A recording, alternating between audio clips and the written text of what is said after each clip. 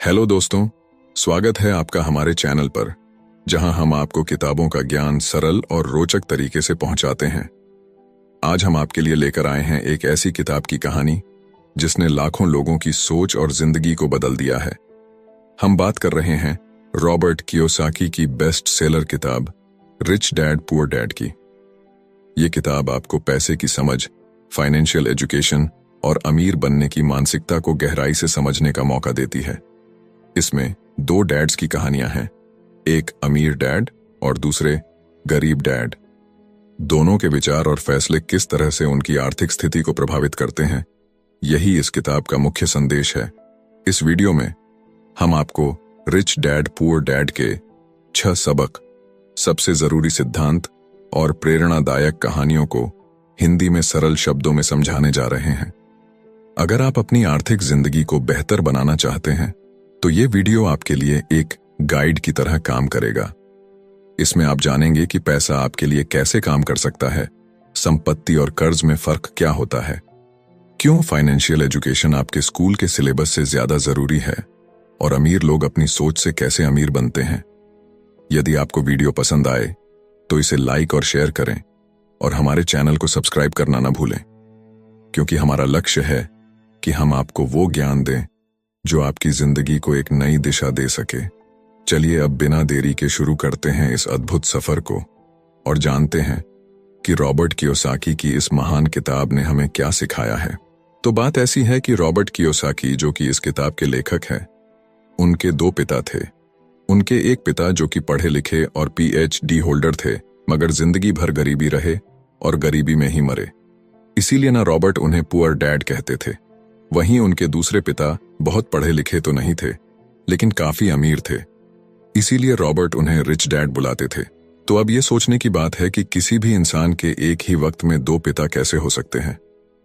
तो इसका जवाब यही है कि उनके गरीब पिता यानी कि रियल पिता का एक ही सपना था कि रॉबर्ट खूब मेहनत से पढ़ाई करने के बाद किसी बड़ी सी कंपनी में नौकरी करके अपने भविष्य को सुरक्षित कर ले।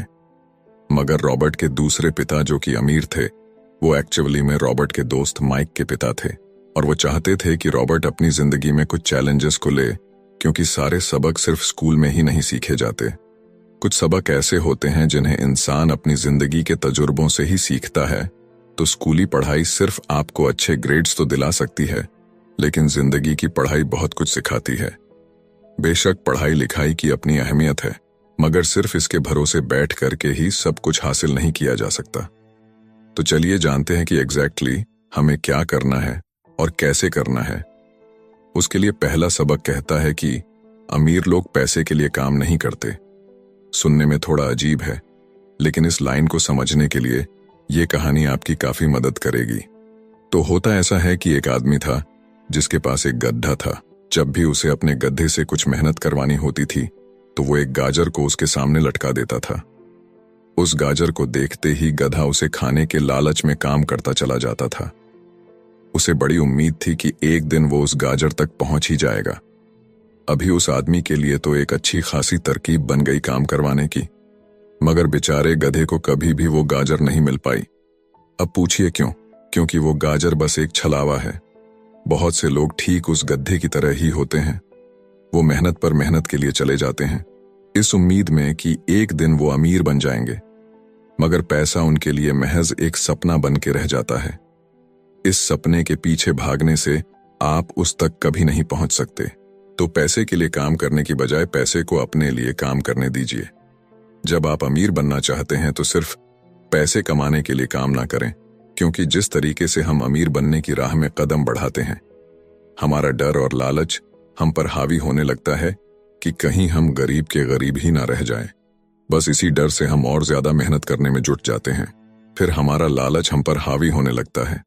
हम उन सारी खूबसूरत चीजों की कल्पना करने लगते हैं जो पैसे से हासिल की जा सकती हैं। अब यही डर और लालच हमें ऐसे चक्कर में उलझा देता है जो कि कभी भी खत्म नहीं होता। तो हम अब और मेहनत करते हैं कि और ज्यादा कमा सके, और फिर हमारा खर्च भी उसी हिसाब से बढ़ने लगता है। तो इसी को अमीर डैड राइट रेस कहते हैं। अब इसका नतीजा ये हुआ कि हम पैसे कमाने के लिए हद से ज्यादा मेहनत करते हैं, खर्च करते हैं, और ये एक ट्रैप है। यानी कि ये एक जाल है और आपको लालच और डर का ये ट्रैप अवॉइड करना है, क्योंकि हम में से ज्यादातर लोग जो अमीर होना चाहते हैं वो इसी ट्रैप का शिकार हो जाते हैं। तो पैसे के पीछे मत भागिए, बल्कि पैसे को अपने पीछे भागने के लिए मजबूर कर दीजिए। आपकी नौकरी लगी है तो आप काम पर यह सोच करके मत जाइए कि हर महीने आपको एक पे चेक लेना है, क्योंकि वो पे चेक आपके सारे बिल्स मुश्किल से ही भर पाता है। वैसे ये हर महीने की कहानी बन जाती है। फिर तंग आकर के आप कोई दूसरी नौकरी ढूंढ करके और ज्यादा मेहनत करने लगते हैं, लेकिन तब भी आप पैसे के लिए ही काम कर रहे होते हैं, और यही वजह है कि आप कभी भी अमीर नहीं बन पाते। सच का सामना कीजिए। आपकी जवाबदेही खुद के लिए है, ना कि दूसरों के लिए। तो आपके जो भी सवाल है वो आप खुद से पूछिए, क्योंकि उनका जवाब सिर्फ आपके ही पास है। क्या आप सिर्फ इसलिए काम कर रहे हैं कि आपकी जिंदगी में सिक्योरिटी रहे? एक ऐसी नौकरी जहां से आपको निकाले जाने का कोई डर ना हो, या फिर आप सिर्फ 2 पैसे कमाने के लिए काम करते हैं और आपको लगता है कि एक दिन आप इस तरीके से अमीर हो जाएंगे? क्या बस यही आपको सेटिस्फाई करने के लिए काफी है?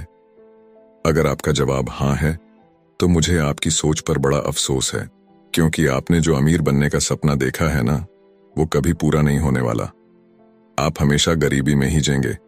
लेकिन अगर आपका जवाब ना है, तो आपका पहला कदम यह होगा कि सबसे पहले आप अपने मन से डर को हटा दीजिए, क्योंकि ज्यादा पैसा ना कमा पाने का डर और लालची आपको बगैर सोचे समझे काम करने के लिए मजबूर करता है, और हमारा यही कदम हमें नाकामयाबी की तरफ धकेलता है।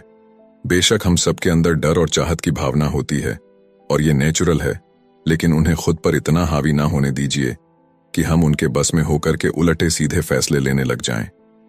बेहतर होगा कि हम जो भी करें, पहले उसके बारे में खूब सोच लें। हमेशा दिल से नहीं, बल्कि दिमाग से काम ले।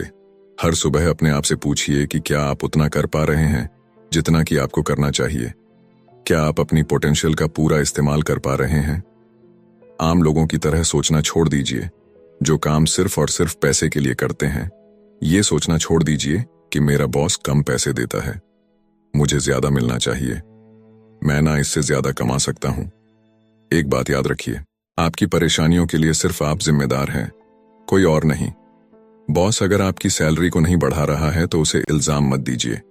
जब आप खुद की प्रॉब्लम्स की जिम्मेदारी लेते हैं तो सिर्फ आप ही उसका हल निकाल सकते हैं। और यही वो पहला सबक और पहला प्रिंसिपल है जो कि आमिर डैड ने रॉबर्ट को सिखाया। इस सबक का एक पार्ट ये भी था कि अमीर डैड ने उन्हें एक कन्वीनियंस स्टोर में काम करने पर लगा दिया। उन्हें इस काम के कोई पैसे नहीं मिले, वो बस काम करते रहे, और इसका फायदा ये हुआ कि वो अपने दिल से काम में लगे रहे, और इस दौरान कई नए आइडियाज उनके दिमाग में आते रहे। पैसे को अपने पीछे कैसे भगाया जाए, इस बारे में उन्हें कई विचार मिले। उन्होंने देखा कि उस स्टोर की क्लर्क कॉमिक्स बुक के फ्रंट पेज को 2 हिस्सों में फाड़ देती थी। आधा हिस्सा वो रख लेती और आधा हिस्सा फेंक देती थी, तो देर शाम में स्टोर में एक डिस्ट्रीब्यूटर आया करता था। वो कॉमिक्स बुक्स के ऊपरी आधे हिस्से को क्रेडिट के लिए लेता, पर बदले में नई कॉमिक्स बुक्स दे जाया करता। तो एक दिन उन्होंने उस डिस्ट्रीब्यूटर से पूछा कि क्या वो पुरानी कॉमिक्स बुक्स ले सकते हैं। वो इस शर्त पर मान गया कि वो उन कॉमिक्स को बेचेंगे नहीं। ये उनके दिमाग में बिजनेस का एक नया आइडिया था। उन्होंने वो पुरानी कॉमिक्स बुक्स अपने दोस्तों और बाकी बच्चों को पढ़ने के लिए किराए पर देनी शुरू कर दी। बदले में वो हर किताब का 10 सेंट किराया वसूल करते थे। हर किताब सिर्फ 2 घंटे के हिसाब से पढ़ने के लिए दी जाती थी, तो असल मायनों में वो उन्हें बेच नहीं रहे थे। उन्हें उस गैराज पर काम भी नहीं करना पड़ा जहां से वो कॉमिक्स किराए पर देते थे। उन्होंने माइक की बहन को काम पर रखा, जिसके लिए उसे हर हफ्ते $2 दिया जाता। तो एक ही हफ्ते में उन्होंने $9.5 कमाए, और इस तरह उन्होंने सीखा कि पैसे को खुद के लिए काम करने दो, न कि आप पैसे के लिए काम करो। तो इसी के साथ अब आगे है दूसरा सबक, जो कहता है कि फाइनेंशियल लिटरेसी क्यों सिखाई जाए। कहने का मतलब यह है कि 1923 यानी कि 1923 में एज वाटर बीच होटल शिकागो में एक मीटिंग हुई। दुनिया के बहुत से लीडर और बहुत ही अमीर बिजनेसमैन इस मीटिंग का हिस्सा बने। इनमें से थे एक बहुत ही बड़ी स्टील कंपनी के मालिक चार्ल्स शवाब और सैमुअल इंसुल, जो कि उस वक्त की लार्जेस्ट यूटिलिटी प्रेसिडेंट थे, और बाकी कई और भी बड़े बिजनेसमैन। तो इस मीटिंग के 25 साल बाद इनमें से कई लोग गरीबी से मरे, कुछ ने खुदकुशी कर ली, और भी कईयों ने तो अपना दिमागी संतुलन तक खो दिया था। तो असल बात यह है कि लोग पैसे कमाने में इतने मशगूल हो जाते हैं कि वो ये खास बात सीखना भूल जाते हैं कि पैसे को रखा कैसा जाए। आप चाहे जितना मर्जी पैसा कमा लें, उसे बनाए रखना असली बात है। और अगर ये हुनर आपने सीख लिया तो अब किसी भी आड़े टेढ़े हालात, जो अक्सर कहा जाता है कि कोई इमरजेंसी आ गई या कोई अड्डी आ गई या कोई बुरा वक्त आ गया, तो आप उसका सामना आसानी से कर लेंगे। या हो सकता है कि अगर आप ठीक तरीके से प्लानिंग करें तो बुरा वक्त आए ही ना। वैसे लॉटरी में मिलियन जीतने वाले लोग कुछ सालों तक तो मजे से जीते हैं, मगर फिर वापस उसी पुराने हालात में पहुंच जाते हैं। तो अधिकतर लोगों के सवाल होते हैं कि अमीर कैसे बने या अमीर बनने के लिए क्या करें। इन सवालों के जवाब से अधिकतर लोगों को निराशा ही होती है, मगर इसका सही जवाब होगा कि पहले आप फाइनेंशियल लिटरेट बनना सीखें। देखिए, अगर आपको एम्पायर स्टेट बिल्डिंग खड़ी करनी है तो सबसे पहले आपको एक गहरा खड्डा खोदना पड़ेगा, फिर उसके लिए एक मजबूत नींव रखनी पड़ेगी। लेकिन अगर आपको एक छोटा सा घर बनाना हो तो एक 6 इंच कंक्रीट स्लैब डाल करके भी आपका काम चल जाएगा। मगर अफसोस तो इसी बात का है कि हम में से ज्यादातर लोग 6 इंच स्लैब पर एक एम्पायर स्टेट बिल्डिंग खड़ी करना चाहते हैं, और वो ऐसा करते भी हैं तो जाहिर सी बात है कि बिल्डिंग टूटेगी ही टूटेगी। गरीब डैड रॉबर्ट से बस यही चाहते थे कि वो खूब पढ़ाई करे, लेकिन अमीर डैड उसे फाइनेंशियली लिटरेट बनाना चाहते थे। ज्यादातर स्कूल सिस्टम बस घर बनाना सिखाते हैं, मजबूत फाउंडेशन नहीं। स्कूली शिक्षा और पढ़ाई की अपनी अहमियत है, मगर असल जिंदगी में यही सब कुछ नहीं है। और इसी के साथ आगे है तीसरा सबक, जो कि कहता है कि लायबिलिटीज और एसेट्स के बीच में फर्क समझे और हमेशा एसेट्स खरीदे। वैसे सुनने में ये बड़ी आसान सी बात लगती है ना, लेकिन यही एक नियम है जो आपको अमीर बनाने में मदद करेगा। अक्सर गरीब और मिडिल क्लास लोग लायबिलिटीज को यानी कि जिम्मेदारियों को एसेट्स समझ लेते हैं, यानी कि अपनी संपत्ति समझ लेते हैं। मगर अमीर जानता है कि असल में एसेट्स होते क्या हैं, और वो वही खरीदता है अमीर डैड। किस यानी कि KISS किस प्रिंसिपल में यकीन रखते हैं, जिसका मतलब है कीप इट सिंपल स्टूपिड। उन्होंने लेखक और उसके दोस्त माइक को यही सिंपल बात सिखाई, जिसकी बदौलत वो इतनी मजबूत फाउंडेशन रखने में कामयाब रहे। इसी की यही सिंपल बात है कि लायबिलिटीज यानी कि अपनी जिम्मेदारियों और एसेट्स यानी कि संपत्ति के बीच में फर्क को समझे और एसेट्स खरीदे। लेकिन अगर ये इतना ही सिंपल है तो हर आदमी अमीर होता है ना। मगर यहां पर मामला उल्टा है। ये एक्चुअली में इतना सिंपल है कि हर कोई इस बारे में सोचता तक नहीं है।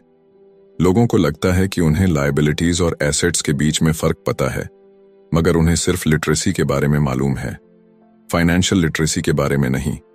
मतलब ये कि इनकम स्टेटमेंट को प्रॉफिट और लॉस का स्टेटमेंट मानकर चलना चाहिए। इसका सिंपल सा मतलब है कि इनकम यानी कि आपके पास कितना पैसा आया, और एक्सपेंस यानी कि आपके पास से कितना पैसा खर्च हुआ। बैलेंस शीट एसेट्स और लायबिलिटीज के बीच बैलेंस बताती है। बहुत से पढ़े लिखे अकाउंटेंट को भी ये पता नहीं होता है कि आखिर बैलेंस शीट और इनकम स्टेटमेंट कैसे एक दूसरे से जुड़े हैं। और अगर हम इस बात को समझना चाहें तो एसेट्स वो चीजें होती हैं जो आपके लिए पैसे कमाने का काम करती हैं। मान लीजिए आप कोई घर खरीद करके उसे किराए पर देते हैं, तो उसी किराए से आप वो लोन भी चुका सकते हैं जो आपने घर खरीदने के लिए लिया था। अब घर भी आपका हुआ और उससे मिलने वाला किराया भी। इसके उलट लायबिलिटीज आपकी जेब से पैसे खर्च करवाती है, जैसे कि घर खरीद करके उसमें रहने से आपको कोई किराया नहीं मिलने वाला। तो अब आप समझ गए होंगे कि अगर अमीर बनना है तो एसेट्स खरीदिए, और गरीब ही रहना है तो लायबिलिटीज। अमीर लोगों के पास ज्यादा पैसा इसलिए होता है कि वो इस KISS keep it simple stupid principle पर यकीन करते हैं। वहीं दूसरी तरफ गरीब लोग इस प्रिंसिपल को ठीक से समझ ही नहीं पाते। इसीलिए इस बात पर जोर दिया जा रहा है कि सिर्फ लिटरेट नहीं बल्कि फाइनेंशियल लिटरेट बनिए। सिर्फ नंबर से कुछ नहीं होता। फर्क तो तब पड़ता है जब आप अपनी कहानी खुद लिखे। अधिकतर परिवारों में देखा गया है कि जो मेहनती होता है उसके पास पैसा भी ज्यादा होता है, मगर उसका फायदा क्या? जब सारा पैसा लायबिलिटीज में ही खर्च हो जाए तो आइए समझते हैं कि मिडिल क्लास आदमी अपना पैसा किस तरीके से खर्च करता है। और अगर यही उनका तरीका रहता है तो सारी जिंदगी वो मिडिल क्लास ही बनकर रहेंगे, या क्या पता उससे भी नीचे चले जाएं, क्योंकि आप देख सकते हैं कि उनका सारा पैसा लायबिलिटीज यानी कि जिम्मेदारियों में ही खर्च हो रहा है। कभी मोर्टगेज, कभी रेंट, कभी car loan, house loan, credit card का बिल, फीस, बिजली का बिल और भी ना जाने क्या क्या। उनकी सारी कमाई इसी में खर्च हो जाती है। दूसरी ओर गरीब लोग हैं जिनकी कोई लायबिलिटी तो नहीं है, मगर उनके कोई एसेट्स भी तो नहीं होते। वो भी पैसा कमाते हैं, सैलरी पाते हैं, मगर हर रोज के खर्चों में उनका सारा पैसा उड़ जाता है। माना कि एक गरीब आदमी $1000 कमाता है, उसमें से $300 वो अपने छोटे से घर के किराए में खर्च करता है, $200 उसके आने जाने का किराया, $200 टैक्स और $300 खाने और कपड़ों में खर्च हो जाता है। तो अब उसके पास बचा क्या? कुछ भी नहीं। और कभी कभी तो उधार लेकर के भी उसे काम चलाना पड़ता है, जिससे कि वो और भी ज्यादा गरीब हो जाता है। इसके विपरीत अमीर लोग एसेट्स खरीद के रखते हैं, फिर उनके वो एसेट्स उन्हें और पैसा कमा कर देते हैं। उनकी कमाई इस तरह 2 से 4, 4 से 8 होती जाती है। अधिकतर अमीर लोग दिमाग से काम लेते हैं और वो घर लोन पर लेकर उसे किराए पर लगा देते हैं। बिना मेहनत के हर महीने किराया मिलता है, जिससे वो अपना लोन भी चुकता कर लेते हैं। इसे कुछ यूं समझते हैं, आप मानिए कि लोन की इंस्टॉलमेंट $1 है, तो ये अपने घर का $2 किराया वसूल करेंगे, $1 बैंक को देंगे, $1 अपनी जेब में तो हो गया ना, बिना मेहनत के पैसा कमाना। तो एक्चुअली में अमीर डैड और गरीब डैड के बीच बस सोच का फासला है। अपना पैसा कैसे खर्च करें, सिर्फ यही मुद्दे की बात है और कुछ नहीं। 1966 के दिनों में अगर बच्चों से पूछा जाता था कि वो बड़े होकर क्या बनेंगे, तो सबके पास यही जवाब होता था कि वो अच्छे ग्रेड्स लाएंगे और डॉक्टर बनेंगे, इंजीनियर बनेंगे। तब सबको यही लगता था कि अच्छे ग्रेड्स लेकर के वो बहुत पैसा कमा सकेंगे। हालांकि उनमें से बहुत बच्चे आज बड़े होकर के डॉक्टर बन चुके हैं। बावजूद इसके उनमें से काफी लोग आज भी फाइनेंशियली स्ट्रगल करते नजर आएंगे, क्योंकि उन्हें हमेशा यही लगा कि ज्यादा पैसा कमाने से उनकी सारी परेशानियां दूर हो जाएंगी। मगर आज के दौर में ऐसा नहीं है। आज बहुत से बच्चे फेमस एथलीट बनना चाहते हैं, या फिर सीईओ, या फिर कोई मूवी स्टार या रॉक स्टार, क्योंकि उन्हें पता है कि सिर्फ अच्छी पढ़ाई और अच्छे ग्रेड्स के भरोसे बैठ करके वो करियर में सक्सेस नहीं पा सकते। आजकल फाइनेंशियल नाइटमेयर बहुत आम हो गया है। अक्सर नए शादीशुदा जोड़े ये सोचते हैं कि उनकी सैलरी अब डबल हो जाएगी, क्योंकि दोनों जने कमा रहे हैं। एक छोटे से घर में रहते हुए वो अब बड़े घर के सपने देखते हैं, इसीलिए वो पैसा बचाना शुरू कर देते हैं। इसकी वजह से उनका सारा ध्यान सिर्फ अपना कैरियर बनाने पर होता है। उनकी कमाई बढ़ने लगती है तो जाहिर है उसी हिसाब से खर्चे भी बढ़ेंगे। तो मुद्दा मामला ऐसा है कि अब जब आप फाइनेंशियल लिटरेट हुए बिना पैसा बनाते हैं या बिना सोचे समझे उसे खर्च करते हैं, तो होता यह है कि आप पहले से भी ज्यादा खर्चा करने लगते हैं। ये एक ऐसा चक्कर है जो फिर से चलता ही रहता है। नई जोड़े ने अब इतना पैसा कमा लिया है कि वो एक बड़ा घर खरीद सके। उन्हें तो यही लगेगा कि वो अब थोड़े अमीर हो गए हैं, मगर असलियत तो ये है कि बड़े घर के साथ उन्होंने नई लायबिलिटीज भी खरीद ली है। उनके कैश फ्लो में अब प्रॉपर्टी टैक्स का खर्च बढ़ गया है। अब उन्हें एक नई गाड़ी भी चाहिए, फर्नीचर भी चाहिए, सब कुछ नया। उनकी लायबिलिटीज बढ़ती ही चली जा रही है और ज्यादातर होता यही है कि इनकम के साथ साथ खर्चे भी बढ़ने लगते हैं। फिर एक दिन अचानक इस सच्चाई का खुलासा होता है, मगर तब तक हम इस राइट रेस में बुरे तरीके से फंस चुके होते हैं। फिर ऐसे ही लोग हमारे लेखक रॉबर्ट के पास आकर के पूछते हैं कि अमीर कैसे बना जाए। अब यही सवाल तो मुसीबत की जड़ है, क्योंकि सबको लगता है कि पैसा ही हर चीज का इलाज है। ये मानना ही एक बड़ी गलती है। उनकी समस्या ये नहीं है कि वो ज्यादा पैसा नहीं कमा रहे, बल्कि ये है कि जो कुछ उनके पास है उसे हैंडल कैसे करें। वैसे एक कहावत है जो यहां पर लागू होती है, जब तुम खुद को एक गहरे गड्ढे में पांव तो और खोदना छोड़ दो। क्योंकि ज्यादातर लोग पब्लिक स्पीकिंग से घबराते हैं। मनोचिकित्सक यानी कि साइकेट्रिस्ट का मानना है कि लोग इसलिए घबराते हैं क्योंकि उन्हें रिजेक्शन का डर होता है, औरों से अलग होने का डर होता है। लोग हमारे बारे में क्या सोचेंगे या हम पर वो कहीं हंसेंगे तो नहीं, बस यही सोचकर कि ज्यादातर लोग पब्लिक स्पीकिंग से दूर भागते हैं। वो वही करना पसंद करते हैं जो सब कर रहे होते हैं। ऐसे लोग खुद को भीड़ का हिस्सा बना करके संतुष्ट हो जाते हैं। आपका घर आपका सबसे बड़ा एसेट है, लोन लीजिए। अरे अब तो प्रमोशन हो गया है, अब तो सैलरी बढ़ गई है, तो नया घर तो ले ही लो। यही सब बातें ना हम लोगों से सुनते आ रहे हैं, और फिर हम भी ना उसी रास्ते पर चल पड़ते हैं, क्योंकि जो सब कर रहे हैं वो जरूर से सही ही होगा। भाई इतने सारे लोग मिलकर के कोई गलती तो नहीं कर सकते ना, ऐसा हम सोचते हैं राइट? मगर नहीं, ऐसा बिल्कुल भी नहीं है। अमीर डैड ने कहा था कि जापानीज लोग 3 चीजों की ताकत जानते थे, तलवार, कीमती जवाहरात और शीशा।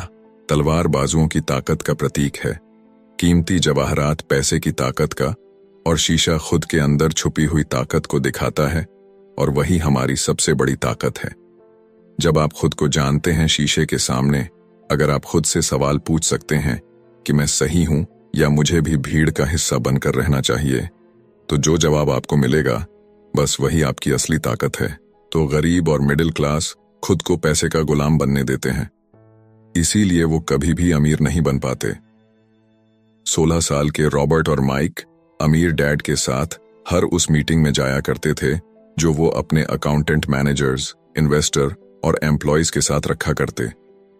यहां एक ऐसे अमीर डैड देखने को मिलते हैं जो पढ़े लिखे नहीं हैं, जिन्होंने 13 साल में ही स्कूल छोड़ दिया था, मगर आज वो मीटिंग कर सकते हैं और अपने नीचे काम करने वाले पढ़े लिखे लोगों को ऑर्डर देते हैं, उन्हें बिजनेस के टिप्स समझाते हैं। एक ऐसा इंसान जो भीड़ का हिस्सा नहीं बना, जिसने रिस्क लिया और जिसने लोगों की परवाह नहीं की, जिससे ये डर नहीं था कि लोग उसके बारे में क्या सोचेंगे। इन मीटिंग्स का नतीजा ये हुआ कि लेखक और उनका दोस्त दोनों स्कूली पढ़ाई में मन नहीं लगा पाए। जब भी उनकी टीचर कोई काम देती थी, उन्हें रूल्स के हिसाब से करना होता था, तो उन्हें एहसास हुआ कि स्कूली पढ़ाई किस तरीके से बच्चों की प्रतिभा को निखरने नहीं देती, उसे दबा देती है। उनकी क्रिएटिविटी को मारकर, उन्हें एक सांचे में ढालकर इस समाज का एक मशीनी हिस्सा भर बना देती है। और उन्हें टीचर की इस बात से भी इनकार था कि अच्छे ग्रेड्स लाकर के ही सक्सेसफुल और अमीर बना जा सकता है। वैसे एक दिन रॉबर्ट की अपने गरीब डैड से बहस हो गई।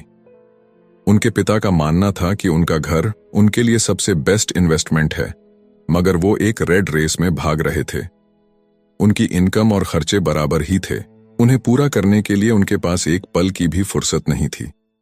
यही बात रॉबर्ट उन्हें समझाना चाह रहे थे कि उनके पिता के लिए वो घर एसेट नहीं बल्कि लायबिलिटी है। घर पर उनके पैसे खर्च हो रहे थे, बदले में मिल कुछ नहीं रहा था। ये बात उनके गरीब डैड नहीं समझ पा रहे थे। तो बस यही फर्क था गरीब और अमीर डैड के बीच में। खैर, उनकी बहस तो चलती रही। उन्होंने अपने गरीब पिता को बताया कि अधिकतर लोगों की जिंदगी लोन चुकाने में ही निकल जाती है। जिस घर को वो खरीदते हैं उसके लिए वो 30 साल तक लोन भरते हैं, फिर एक और बड़ा घर लेते हैं और अपना लोन रिन्यू कराते हैं। अब घर की कीमत भी उसी हिसाब से बढ़ेगी या नहीं, ये निर्भर करता है। कुछ लोग ऐसे भी हैं जिन्होंने घर खरीदने के लिए एक बड़ी रकम ली थी, जितनी घर की कीमत नहीं थी उससे ज्यादा कर्ज उनके सर पर चढ़ गया। इसका सबसे बड़ा नुकसान लोगों को ये होता है कि वो बाकी जगह इन्वेस्टमेंट नहीं कर पाते, क्योंकि उनका सारा पैसा उस घर पर लगा है। उन्हें कभी इन्वेस्टमेंट करने का मौका ही नहीं मिल पाता और ना ही वो इस बारे में कुछ सीख पाते हैं, और इसी तरीके से कई एसेट्स उनके हाथों से निकल। अगर इसके बदले लोग सिर्फ एसेट्स पर ध्यान दें तो उनका फ्यूचर कहीं ज्यादा बेहतर हो सकता है। अब उदाहरण के लिए रॉबर्ट की पत्नी के पेरेंट्स एक बड़े से घर में शिफ्ट हो गए। उनका सोचना था कि अपने लिए बड़ा और नया घर लेना एक सही फैसला है, क्योंकि बाकियों की तरह उन्हें भी घर लेना एक एसेट्स लगता था। अगर वो ये जान करके हैरान रह गए कि उस घर का प्रॉपर्टी टैक्स $1000 था, ये उनके लिए बहुत ही बड़ी कीमत थी, और क्योंकि वो रिटायर हो चुके थे तो इतना पैसा टैक्स के रूप में भरना उनके रिटायरमेंट बजट के बाहर था। बेशक हम ये नहीं कह रहे कि आप एक नया घर ना लें, बल्कि हम समझाना चाहते हैं कि जितने पैसे से आप एक बड़ा घर लेंगे, उतने पैसे आप किसी एसेट में इन्वेस्ट करें तो बेहतर होगा। आपका एसेट आपके लिए कमाई करेगा और कुछ ही समय के बाद आपके पास इतना पैसा होगा कि आप आसानी से मनपसंद घर ले पाएंगे, और वो भी बिना किसी लोन के। तो अब सवाल ये है कि अमीर और ज्यादा अमीर क्यों होते रहते हैं, वही मिडिल क्लास आगे क्यों नहीं बढ़ पाते? इसके पीछे भी ना एक वजह है, और कारण एकदम सिंपल है। अमीर एसेट खरीदते हैं जो कि उनका पैसा दुगना करता रहता है। उस पैसे से उनके सारे खर्चे मजे में निपट जाते हैं, और मिडिल क्लास क्या करते हैं, वो तो बस महीने की एक तारीख का इंतजार करते हैं। जब उनकी सैलरी आई तो सारी की सारी सैलरी तो खर्चों को पूरा करने में खत्म हो जाती है, तो इन्वेस्टमेंट कहां से होगा? और फिर जब सैलरी बढ़ती है तो उस पर टैक्स भी बढ़ जाता है, और उसी हिसाब से बाकी खर्चे भी, और फिर अंत में वही राइट रेस चलती रहती है। कहने का मतलब ये है कि एक कर्ज में डूबा समाज जहां पर हम रहते हैं, मतलब ये कि अपने घर को एसेट समझना ही वो रीजन है जो कि हमें कर्ज के बोझ तले दबाती है। आज यही अधिकतर लोगों की सोच है। अगर सैलरी बढ़ी है तो लोग सोचते हैं कि अब वो बड़ा सा घर ले सकते हैं, क्योंकि उन्हें ये अपने पैसे का सही इस्तेमाल लगता है। इसके बदले अगर वो पैसा सही जगह लगाया जाए तो उनकी जिंदगी हमेशा के लिए बदल सकती है। लेकिन ऐसा हो नहीं पाता, क्योंकि उनका सारा वक्त हार्ड तोड़ मेहनत करने में चला जाता है। अपनी नौकरी को सेफ जोन समझ करके वे उससे अलग कुछ सोच ही नहीं पाते, और साथ ही उन पर कर्ज का इतना बोझ होता है कि वो नौकरी छोड़ने का रिस्क ले ही नहीं सकते। अब जरा खुद से सवाल कीजिए कि आज आप नौकरी छोड़कर बैठ जाते हैं तो कितने दिन आपका गुजारा चलेगा? क्योंकि अगर आप फाइनेंशियली लिटरेट नहीं हैं, अगर आपने सारी उम्र सिर्फ सैलरी के भरोसे ही काटी है और एसेट्स के बदले आपने लायबिलिटीज पाल ली है, तो यकीनन आपकी जिंदगी बहुत ही कड़ी चुनौती है। सिर्फ नेटवर्थ के भरोसे आपका काम नहीं चल सकता। नेटवर्थ बताता है कि आपके पास वाकई में कितना पैसा है, चाहे वो गैराज में पड़ी पुरानी कार के रूप में ही क्यों ना हो। अब भले ही वो कार कुछ काम की ना हो, जबकि वेल्थ का मतलब है कि आपके पास जो पैसा है उससे आप कितना और पैसा कमा रहे हैं। जैसे कि मान लीजिए कि आपके पास कोई एसेट है जिससे हर महीने मुझे $3000 की कमाई हो जाती है और हर महीने आपके $6000 खर्च होते हैं, तो मैं सिर्फ आधे महीने ही अपना गुजारा कर पाऊंगी। तो सल्यूशन ये होगा कि अपने एसेट से मिलने वाले पैसे को आप बढ़ा दें। जब वो $6000 आपको मिलने लगेगा तो आप रातों रात अमीर नहीं हो जाएंगे, मगर इस तरह आप वेल्थी होने लगेंगे। अब अगर आप अचानक नौकरी छोड़ते भी हैं तो आपके एसेट्स आपका सारा खर्च कवर कर लेंगे। अब वेल्थी तभी बन पाएंगे जब आपके खर्च आपके एसेट्स की ग्रोथ से कम रहे, और इसी के साथ आगे है चौथा सबक, जो कहता है कि अपने काम से काम रखें। दुनिया की सबसे बड़ी फूड चेन मैकडोनाल्ड के फाउंडर रे क्रॉकनी एक MBA क्लास में की स्पीच थी। ये 1947 की बात है। उनकी ये स्पीच बड़ी ही शानदार थी। लोगों को प्रेरित करने वाले स्पीच के बाद जब MBA क्लास के स्टूडेंट्स ने कुछ वक्त उनके साथ बिताने की गुजारिश की तो वो उनके साथ बियर पीने चले गए। बातों बातों में रे ने अचानक एक सवाल किया कि क्या आप लोग जानते हैं कि मैं किस बिजनेस में हूं? अब ये बात तो सबको मालूम थी कि वो हैमबर्गर बेचते थे। इस बात पर वो हंसने लगे और बोले कि उनका असल बिजनेस तो रियल एस्टेट है, क्योंकि मैकडोनाल्ड के लिए हर लोकेशन का चुनाव सोच समझ कर किया जाता है। जहां उसकी फ्रेंचाइज बनाई जाती है वो जमीन भी साथ ही बेची जाती है। तो इसका सीधा सा मतलब है कि मैकडोनाल्ड की फ्रेंचाइज खरीदने वाले को वो जमीन भी खरीदनी पड़ती थी। तो इस तरीके से ये एक रियल एस्टेट बिजनेस भी हुआ। यही सबक अमीर डैड ने रॉबर्ट को सिखाया कि अक्सर लोग खुद के लिए छोड़ करके बाकी सबके लिए काम करते हैं। वो टैक्स पे करके गवर्नमेंट के लिए काम करते हैं, वो उस कंपनी के लिए काम करते हैं जहां वो नौकरी करते हैं, बैंक का मॉर्टगेज देकर उसके लिए काम करते हैं, और ये सब इसलिए क्योंकि हमारा एजुकेशन सिस्टम ही ऐसा है। स्कूल हमें एम्प्लॉय बनना सिखाता है, ना कि एम्प्लॉयर। जो आप पढ़ते हैं वही आप बनते हैं। अगर आपने साइंस पढ़ी है तो डॉक्टर, मैथमेटिक्स पढ़ी है तो इंजीनियर, मतलब जो भी आपने पढ़ा है वो आप बने। अब मुसीबत तो ये है कि इससे छात्रों का कोई भला नहीं हो पाता, क्योंकि वो नौकरी और बिजनेस के बीच के फर्क में उलझ कर रह जाते हैं। जब कोई पूछता है कि आपका क्या बिजनेस है तो आपको ये नहीं बोलना चाहिए कि मैं तो एक डॉक्टर हूं या एक बैंकर हूं, क्योंकि वो आपका प्रोफेशन है, बिजनेस नहीं। कहने का मतलब ये है कि आप जो भी करते हैं उसे अपना बिजनेस बनाइए, नौकरी नहीं। अपनी सारी उम्र दूसरों के लिए काम करके उन्हें अमीर करने में बर्बाद ना करें, बल्कि खुद की जिंदगी को खुशहाल बनाने के लिए काम करें। बहुत से लोगों को इस बात का एहसास बड़ी देर से होता है कि उनका हाउस लोन उनकी जान ले रहा है, और फिर उन्हें लगता है कि जिसे वो एसेट मानने की गलती कर रहे थे, एक्चुअली कभी वो एसेट था ही नहीं। जैसे उन्होंने कार ली तो उससे जुड़े तमाम खर्चे उनकी लायबिलिटीज बन गए, तो उनकी मुसीबतें शुरू हो जाती हैं। इसीलिए तो हम एसेट कॉलम पर इतना ज्यादा जोर दे रहे हैं ना कि आपकी इनकम कॉलम पर, और यही फाइनेंशियली सिक्योर होने का सही तरीका है। आप कितने अमीर हैं ये जानने का सही तरीका नेटवर्थ इसलिए नहीं है, क्योंकि जब भी आप अपने एसेट बेचते हैं तो उन पर भी टैक्स लगता है। आपको उतना पैसा नहीं मिलता जितना कि आप सोचते हैं। आपके बैलेंस शीट के हिसाब से आपको जितना भी पैसा मिलेगा उस पर भी आपको टैक्स देना पड़ेगा। ये किताब आपको कभी ये सलाह नहीं देगी कि आप अपनी नौकरी छोड़ें। आप अपनी नौकरी करते रहिए और साथ ही एसेट्स भी खरीदते रहिए। और एसेट्स से मेरा मतलब है सही और असली मायने में एसेट्स। मैं ये नहीं कहूंगी कि आप कोई कार्ड लीजिए, क्योंकि वो मेरी नजर में असेट्स यानी कि संपत्ति नहीं है, क्योंकि जैसे ही आप उसे चलाना शुरू करते हैं वो अपनी कीमत का 25% खो देती है। अब किस तरह के एसेट्स खरीदे जाने चाहिए, यहां हम आपको कुछ उदाहरण देते हैं। ऐसा बिजनेस जहां आपकी मौजूदगी जरूरी ना हो, जो दूसरे लोग आपके लिए चलाएं, क्योंकि आप वहां पर ज्यादा वक्त देंगे तो वो बिजनेस नहीं, नौकरी होगी। दूसरा है रियल एस्टेट पे पैसा लगाएं। तीसरा है स्टॉक और बांड खरीदे। तो जब एसेट खरीदे तो अपनी पसंद की चीजों पर पैसा लगाएं, क्योंकि आपका मन होगा तभी आप उस पर ध्यान दे पाएंगे। अगर उसमें आपकी रुचि होगी तो आप उसे बेहतर समझ पाएंगे। रॉबर्ट को रियल एस्टेट और स्ट्रोक्स में रुचि थी, खासकर छोटी कंपनीज में इन्वेस्ट करना। अपने अमीर डैड की सलाह पर उसने अपनी नौकरी कभी नहीं छोड़ी। वो जॉब करता रहा, साथ ही अपने एसेट कॉलम को बड़ा और मजबूत बनाता चला गया। एक पैसा भी जो आप कमाते हैं उसे बेकार न जाने दें। अपने पैसे को अपना गुलाम मानकर चलिए, जो कि आपके लिए काम करे। आप लग्जरी खरीदना चाहते हैं, शौक से खरीदे, कोई बड़ी बात नहीं, मगर ये ना भूले कि अमीर और मिडिल क्लास में यही सोच का फर्क है। जहां मिडिल क्लास पैसा आते ही पहले लग्जरी में खर्च करेगा, वहीं अमीर आदमी उसे अंत में खरीदेगा। और इतना समझ लेने के बाद अब अगले सबक में आप अमीर लोगों के सबसे बड़े सीक्रेट के बारे में जानेंगे। तो 5वां सबक कहता है कि अमीर पैसा इन्वेंट करते हैं।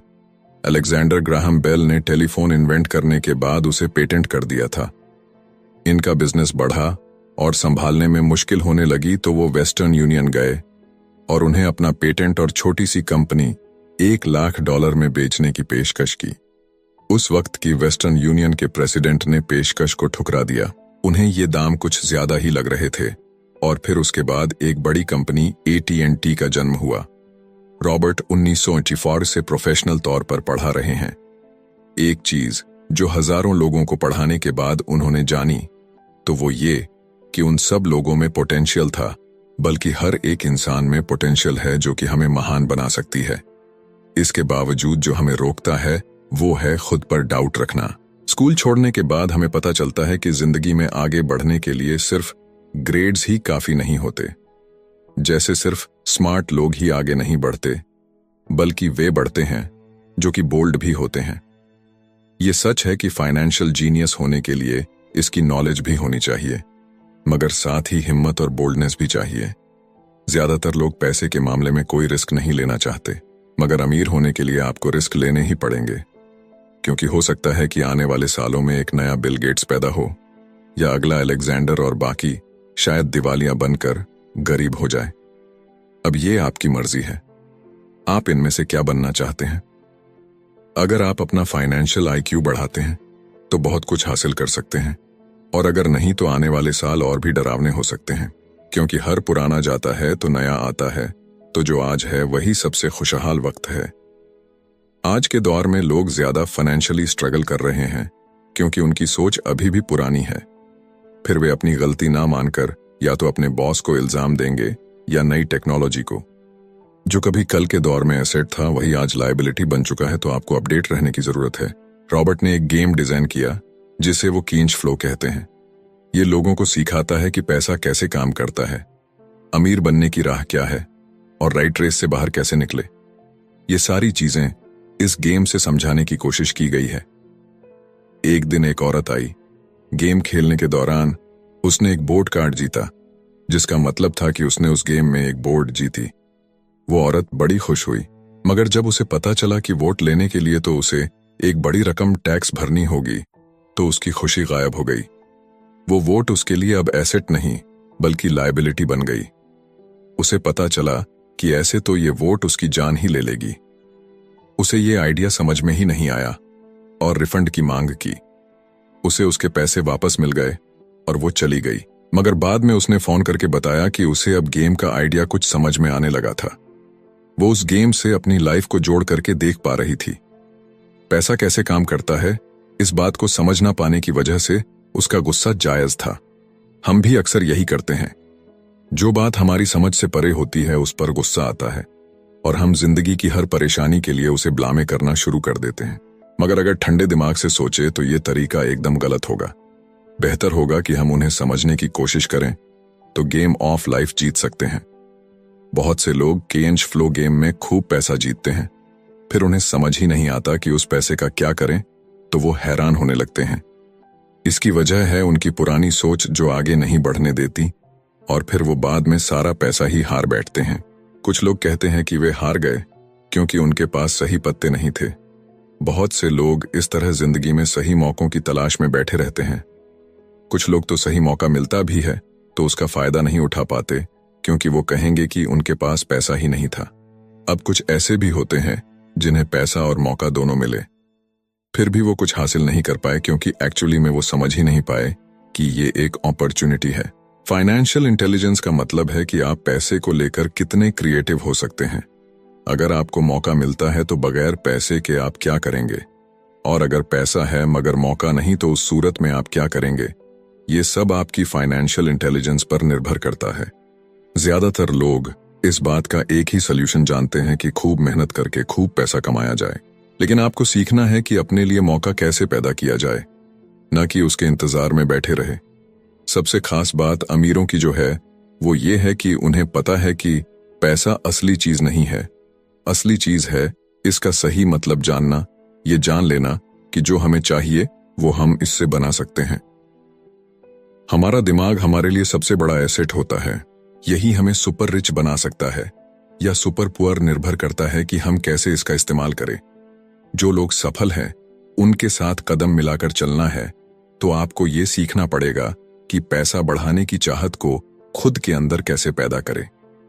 आपको अपने सबसे बड़े एसेट यानी कि आपके दिमाग को इन्वेस्ट करने की जरूरत है। आपको फाइनेंशियली इंटेलिजेंट होना पड़ेगा। तो आइए इसे हम समझते हैं एक उदाहरण से। 1990 के दशक में एरिज़ोना और फिनिक्स के आर्थिक हालात बुरे चल रहे थे। वहां के लोगों को हर महीने $100 बचाने की सलाह दी जा रही थी। बुरे वक्त के लिए पैसा बचाने का विचार कुछ हद तक सही भी है, मगर उस पैसे का क्या फायदा जो आप जमा करते जाते हैं। इससे तो अच्छा है कि उनका कुछ हिस्सा इन्वेस्ट किया जाए जो कि आगे चलकर आपको फायदा दे। खैर, बात करते हैं एरिज़ोना और फेनिक्स के लोगों की जो आर्थिक तंगी झेल रहे थे।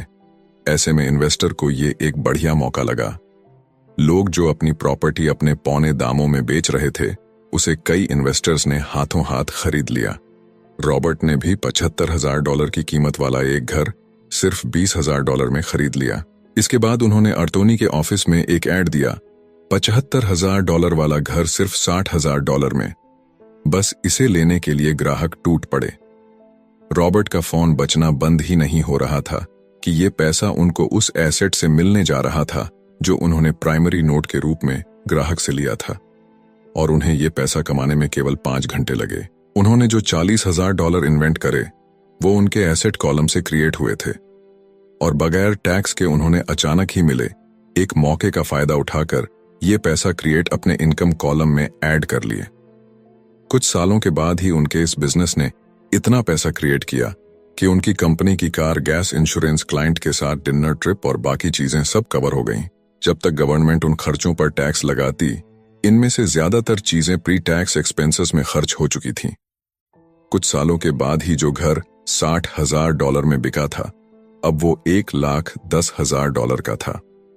अभी भी उनके पास कुछ मौके थे, मगर वो इतने कम थे कि उनके लिए रॉबर्ट को एक वैल्यूएबल एसेट लगाना पड़ता, और अपना वक्त भी तो वो आगे बढ़ गए। उन्हें अब नए मौकों की तलाश करनी थी। अब आप एक सवाल खुद से कीजिए, मेहनत करना भी बहुत मेहनत का काम है। 50% टैक्स भरिए और बाकी बचाइए। अब वो सेविंग्स आपको 5% इंटरेस्ट देगी, और फिर उस पर भी आप और टैक्स भरे। इससे तो अच्छा होगा कि आप अपना पैसा और टाइम अपने सबसे पावरफुल एसेट यानी कि अपने दिमाग पर इन्वेस्ट करें और फाइनेंशियली इंटेलिजेंट बने। ये दुनिया कभी भी एक सी नहीं रहती, जो आज या कल नहीं होगा। कभी मंदी तो कभी तेजी का दौर चलता रहेगा। वक्त के साथ टेक्नोलॉजी और भी बेहतर होती जाएगी। आज मार्केट ऊपर है तो कल नीचे होगा। खासकर स्टॉक मार्केट तो हर रोज बदलता है, मगर इससे आपको क्या फर्क पड़ेगा? अगर आप फाइनेंशियली इंटेलिजेंट है तो क्योंकि आप तो हर हालात के लिए तैयार रहेंगे। आपको जिंदगी में बेशुमार मौके मिलेंगे जहां पर आप अपनी फाइनेंशियल इंटेलिजेंट का फायदा उठा सकते हैं। जरूरत है तो बस उन मौकों को लपकने की। अमूमन हम दो तरह के इन्वेस्टर देख सकते हैं। पहले वो जो पैकेज इन्वेस्टमेंट खरीदते हैं, और ये काफी आसान और बगैर झंझट का काम है। दूसरे इन्वेस्टर अपने लिए खुद ही इन्वेस्टमेंट क्रिएट करते हैं। इनको आप प्रोफेशनल भी कह सकते हैं। जितना ये इन्वेस्ट करते हैं उससे कई गुना ज्यादा पैसा बना लेते हैं। अब अगर आप इस तरह के इन्वेस्टर बनना चाहते हैं तो आपको खास तौर पर इन 3 स्किल्स को समझने की जरूरत है। पहली, ऐसी अपॉर्चुनिटी ढूंढिए जो कि बाकी न ढूंढ सके। याद रहे कि आपका दिमाग वो देख सकता है जो बाकियों की आंखें भी नहीं देख पाए। दूसरा है, पैसा बढ़ाइए।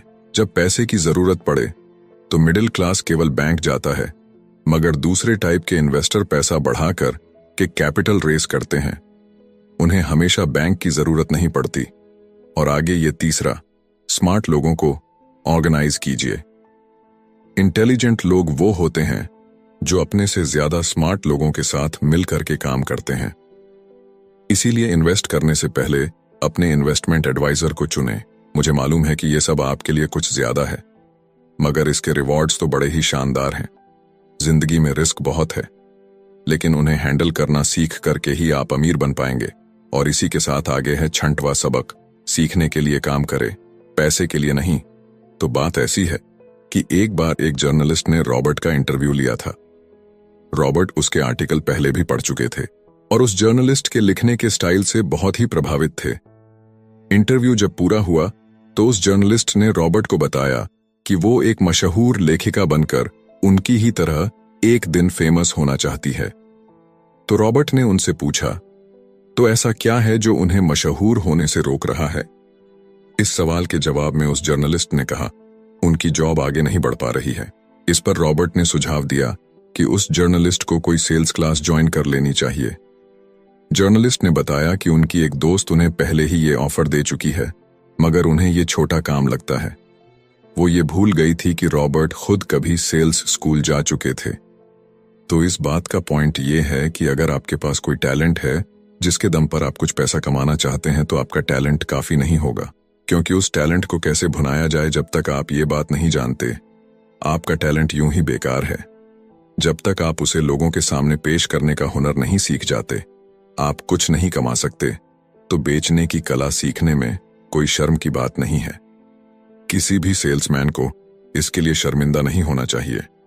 एक तो सबसे बड़ा फर्क अमीर डैड और गरीब डैड के बीच में था, वो ये है कि गरीब डैड हमेशा नौकरी की चिंता करते थे कि जॉब हमेशा सिक्योर रहे, क्योंकि एक सेफ जॉब ही उनके लिए सब कुछ थी, जबकि अमीर डैड हमेशा सिर्फ और सिर्फ कुछ सीखने पर जोर देते थे। अमीर बनने के लिए आपको बहुत कुछ सीखना पड़ेगा। इसके अलग पहलू को देखें तो स्कूल हमें रिवॉर्ड करते हैं किसी एक ही खास चीज में महारत के लिए। इसका एक उदाहरण देखिए, जब डॉक्टर मास्टर की डिग्री लेते हैं तो उसके बाद किसी एक स्पेशल फील्ड में डॉक्टरेट करते हैं, जैसे कि पीडियाट्रिक या कुछ और, मतलब एक छोटे से विषय पर उन्हें बहुत पढ़ना पड़ता है उस फील्ड में महारत के लिए, और यही उनका रिवॉर्ड होता है। ऐसे ही बहुत कुछ जानने के लिए जो थोड़ा बहुत आप सीखते हैं, वो नॉलेज तभी आएगी जब आप अलग अलग कंपनीज के लिए काम करेंगे, दुनिया की अलग अलग चीजों को जाएंगे, चीजें कैसे काम करती है ये सभी बातें अनुभव करेंगे, तभी आपकी नॉलेज बढ़ेगी। शायद यही वजह थी कि अमीर डैड छोटे रॉबर्ट और माइक को अपने साथ लेकर जाते थे जब वे अपने डॉक्टर, अकाउंटेंट्स, लॉयर या किसी प्रोफेशनल से मिलने जाते। जब रॉबर्ट ने मैरिन कॉर्प्स ज्वाइन करने के लिए अपनी हाई पेइंग जॉब छोड़ी, तो उसके गरीब मगर पढ़े लिखे पिता समझ नहीं पा रहे थे कि रॉबर्ट ने ऐसी शानदार नौकरी क्यों छोड़ी। वे गलत तरह से इस फैसले से सख्त निराश हुए। रॉबर्ट ने उन्हें समझाने की हर मुमकिन कोशिश की कि उनका ऐसा करना क्यों जरूरी था, मगर उन्हें तो ये बात हजम ही नहीं हो रही थी। रॉबर्ट ने उन्हें कहा कि वो सीखना चाहते हैं कि खुले आसमान में कैसे उड़े। उन्हें जानना था कि वर्कर्स की टीम को कैसे हैंडल किया जाए। किसी भी कंपनी को अपने बलबूते पर चलाना कितना मुश्किल काम है। रॉबर्ट ये सब सीखना चाहते थे। वियतनाम से लौटने के बाद रॉबर्ट ने अपनी जॉब से रिजाइन कर दिया और जेरोक्स कॉर्प्स को ज्वाइन कर लिया। उन्हें यह नौकरी किसी फायदे के लिए नहीं चाहिए थी। वो इतने शर्मीले थे कि किसी को कुछ भी बेचने के ख्याल से ही उन्हें पसीना आ जाता। अपनी इसी कमी को दूर करने के लिए उन्होंने जेरोक्स के सेल्स ट्रेनिंग प्रोग्राम की शिक्षा ली। इसके बाद रॉबर्ट ने खुद अपनी कंपनी की शुरुआत की और अपना पहला शिपमेंट भेजा। वे अगर इसमें नाकामयाब रहते तो पक्का दिवालिया हो जाते, लेकिन उन्होंने ये रिस्क लिया और अपने अमीर डैड की सीख को याद रखा कि बेशक आप 30 की उम्र से पहले दिवालिया होने का रिस्क ले सकते हो, क्योंकि इस उम्र में आपको रिकवर होने का मौका भी मिल जाता है। ज्यादातर एम्प्लॉय अपने वर्कर्स को इतना तो पे करते हैं कि वो काम छोड़कर ना जाए, और ज्यादातर वर्कर भी जी फाड़ करके इसलिए मेहनत करते हैं कि वो काम से निकाले ना जाए। इसीलिए तो उन्हें सिर्फ अपनी सैलरी और कंपनी से मिलने वाले फायदों से ही मतलब होता है। इस सोच के साथ उनके कुछ साल तो बढ़िया गुजरते हैं, मगर ये लंबे समय तक काम नहीं करता। तो क्यों ना आप वो सब कुछ अभी सीखें जो आप सीखना चाहते हैं, इससे पहले कि आप कोई एक खास प्रोफेशन अपने लिए चुने, क्योंकि अगर एक बार आपने अपना प्रोफेशन चुन लिया तो आप हमेशा के लिए उसी में बंध कर रह जाएंगे। तो दोस्तों, इसी के साथ ये समरी यहीं पर समाप्त होती है। धन्यवाद।